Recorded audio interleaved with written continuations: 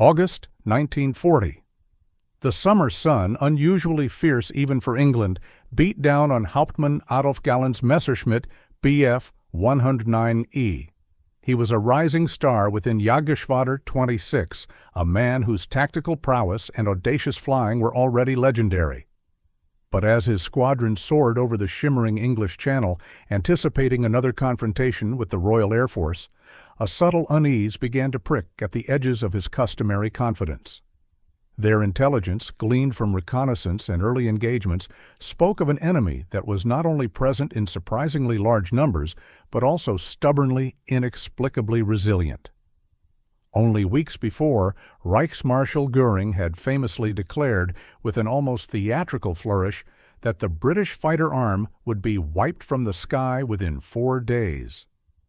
Galland, a realist, knew such pronouncements were, at best, aspirational. What he and his comrades were encountering was not a spent force, but an opponent whose very existence challenged the core tenets of the Luftwaffe's Blitzkrieg doctrine. For many within the German High Command, the RAF was an anachronism, a legacy air force destined to crumble before the modern might of the Luftwaffe.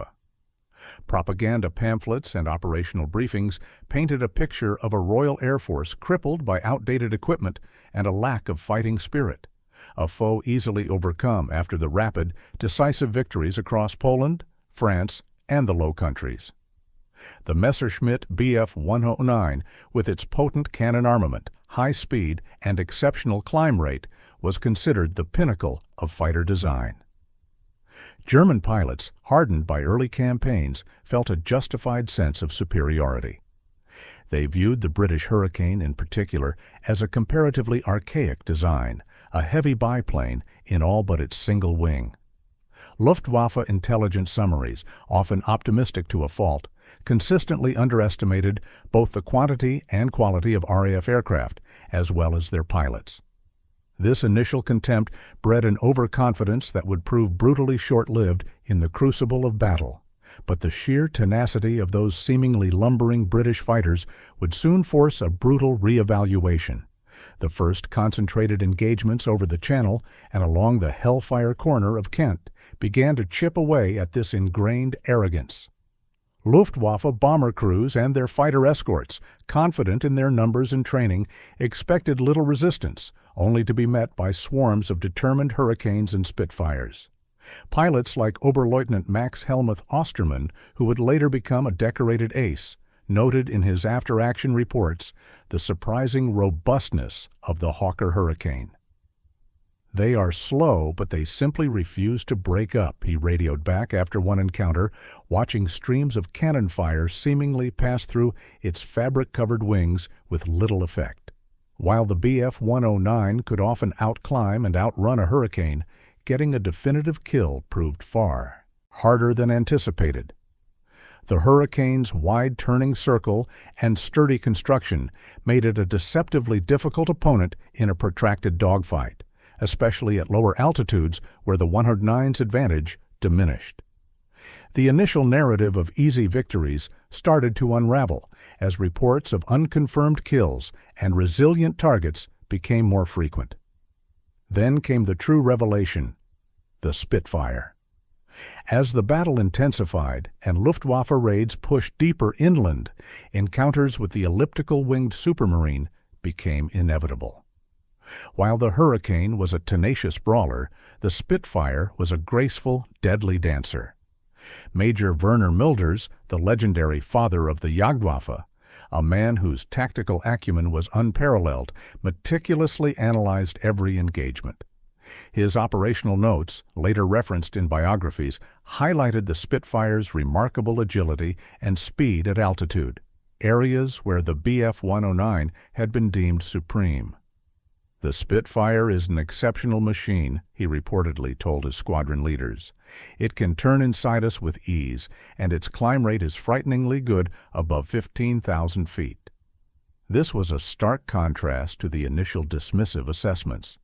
The Spitfire wasn't just a match for the 109. In the hands of a skilled pilot, it could exploit the German fighter's limitations, particularly its often criticized turning radius. The aerial chessboard was far more complex than the Luftwaffe command had initially foreseen.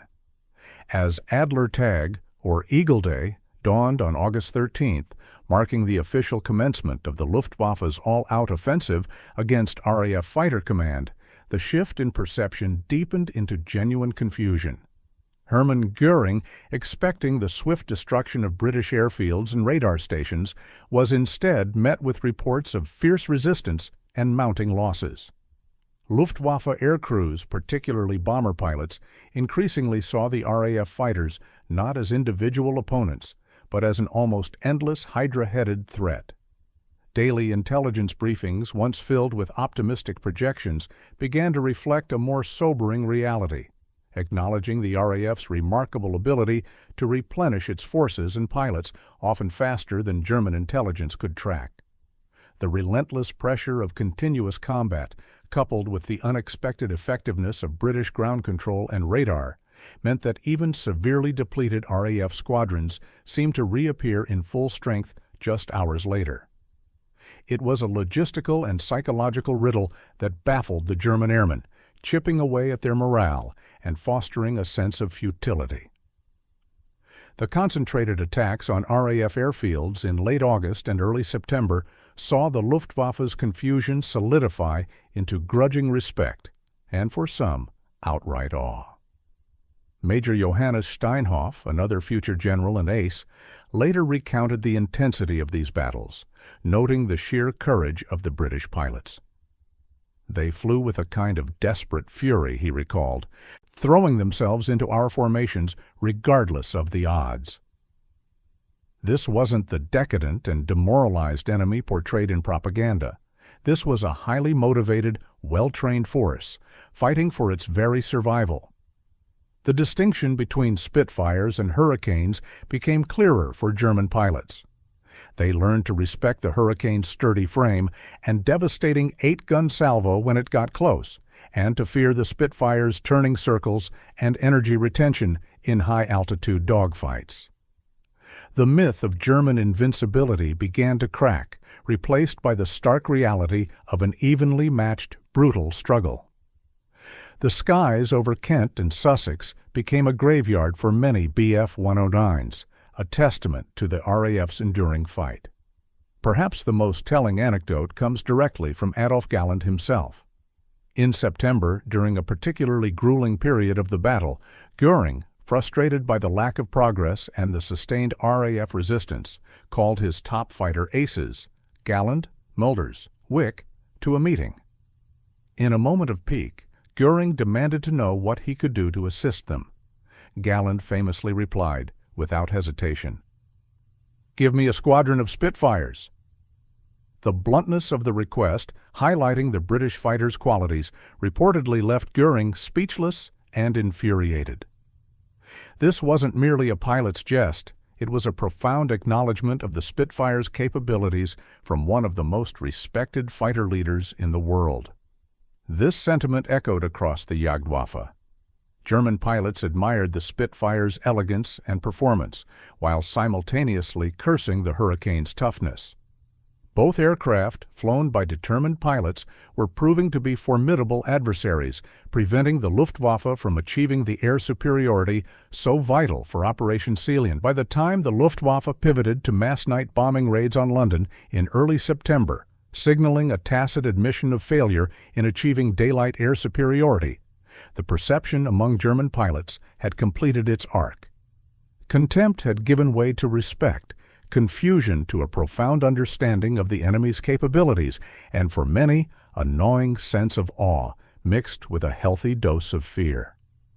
The Bf-109, a superb machine, suffered from a critical flaw when operating over England: limited fuel range. This meant German fighters often had to break off combat when pursuing RAF fighters or risk running out of fuel over the Channel. The British, fighting over their homeland, had the advantage of short supply lines, quick turnaround times, and the ability of downed pilots to return to combat quickly, if uninjured. The Luftwaffe had underestimated every aspect of fighter command: its pilots, its aircraft, its leadership, and its integrated defense system. The Battle of Britain became a brutal extended lesson for the Luftwaffe, a campaign that ultimately shattered the myth of an unstoppable aerial juggernaut and secured Britain's defiant survival against overwhelming odds. The skies over England, once thought ripe for conquest, had instead become a testament to unexpected resilience and a deeply entrenched fighting spirit.